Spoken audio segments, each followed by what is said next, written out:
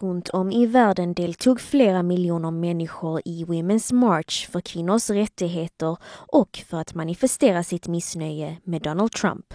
Många kändisar deltog i marschen och en av dem som höll tal från scen var världsartisten Madonna. Fuck you! Den nytillträdde presidenten har inte kommenterat manifestationerna förrän nu. Trump har använt sig av Twitter där han skriver: "Jag tittade på protesterna igår, men hade vi inte ett val nyligen? Varför röstade inte de här människorna? Kändisarna försvårar saken."